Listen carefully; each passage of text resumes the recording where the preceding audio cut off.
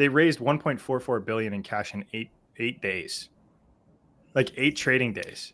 It proved the business model works. Like when Bitcoin was down, when strategy stock price was down, everything was hammered. Sentiment was horrible. The stock didn't even really move in those 8 days, and it was over a holiday. Like, and they raised. I agree. I think something changed in the last. What I heard was that 2 weeks ago, this was not a consideration. For strategy. Interesting. But then in the last 2 weeks, something changed. I think it's also important to put 1.4 billion in perspective.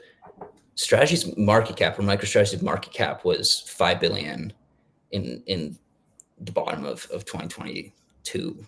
It might even be lower than that. I think it was like 4 or 5 billion, right? So it's absurd the amount of capital that they raise. And I think from my perspective, I think they're doing it for the skeptics, right? I think it's exactly right. Like Saylor was definitely happy with the business model, but I think institutional capital is skeptical, and what they're trying to do is season the asset, right? This is brand new. All these are brand new.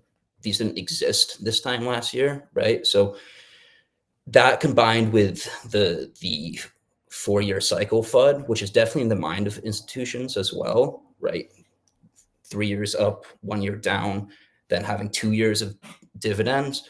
In their mind, if the 4-year cycle continues, and if strategy falls below 1 MNAV, they're going to be able to pay regardless. And that's kind of the sentiment that I heard from Fong in his interview with the What Bitcoin Did channel. Was he said, we're going to pay the dividends, we're going to continue to do it, we're being tested right now, and we're going to show the market we are going to come out of this stronger.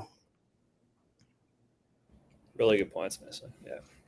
So kind of like what Jeff was saying about it proves the business model with the fact that they're able to raise the capital so quickly in the last in those 8 days or 8.5 days when sentiment was in the shitter.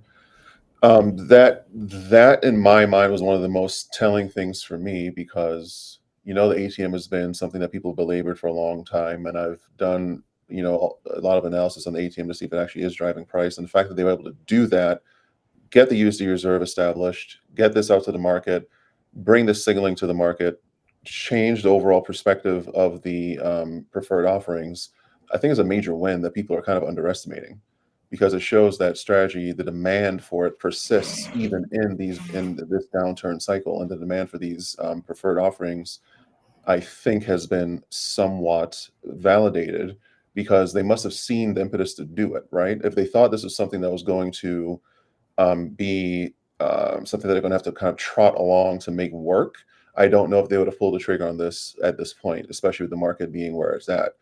I believe that internally they probably are seeing that there is persistent demand for the preferred offerings. I think the volume bears that out, and I think they see this as a major turning point for the preferreds, given the fact that they are not even the oldest one is Strike, and it's not even a year yet. I think it'll be a year in February 1st. So it really validates the model, and I think that this is going to be more respected and more be seen as a more effective form of capital allocation that they're doing as this goes on. So I still don't get the people that are fudding the fact that they have a USD reserve. I don't get that angle, because they have to pay out the dividends in USD. So why wouldn't they have a USD reserve? But I think the market's just going to come around to it the more time goes on, and as the months go on, and as we go into year 1, and then year 2, and then year 3, and so on and so forth of the preferreds, I think that they're really going to scale. So I've become more excited about the perspective of the preferreds, given the fact that they've taken this step. The FUD has been just eviscerated. It has been. I do have to say, if you're a complete Bitcoin maxi, then in fact the USD reserve technically decreases your edge in the arbitraging the CAGR between BTC and USD. So I do understand why some people may be a little bit hesitant to adopt it, but from the perspective of it increases adoption of the preferreds, because the credit rating agencies and institutions are much more confident in Strategy's balance sheet now. I do think in the long term it is the best move. But I do also understand the Bitcoin maxi perspective of like, why are you ATMing to buy USD? Chris mentioned something here that I was literally about to say, increase the torque.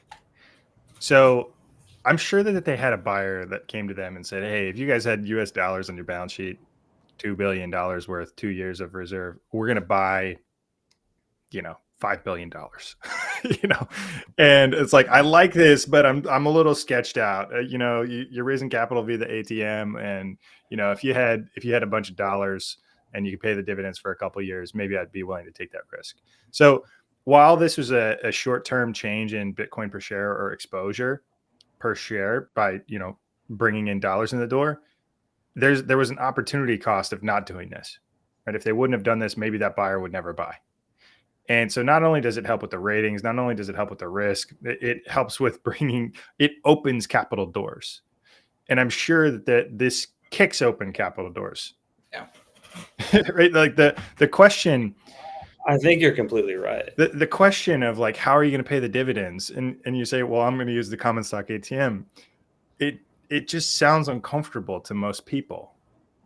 Mm-hmm. They don't. This is a new model, right? Like they can raise capital because their stock trades $3.6 billion a day. They only need to raise $2.2 billion a day on their common stock ATM. That I loved the presentation, how he walked through it. 6 bips of the daily trading volume. That's insane, right? They tapped the ATM for 4.5% of the daily trading volume for 8.5 days and raised 1.44 billion. And all they need to do is raise $2.2 million a day. I think they're going to be able to do it because you've got all of these algorithms that are, running back and forth and trading the stock back and forth day to day. Like there's so much liquidity in the stock because it's powered by Bitcoin. Like that's one of the elements here of why you put Bitcoin on your balance sheet. It makes your stock attractive to all of these algorithms and everything that could go in between all of these instruments. Yeah, Jeff, I think a big part of this was just a proof of concept, right? Let's raise $1.5 billion and stick in cash. Just let's demonstrate that to the market. Let's make them feel safe that we have the capital. And like you said, it's going to kick open doors for capital. Like if you're not, if you don't see the value in this, I'm not sure what else they could do. Well, look at how commercial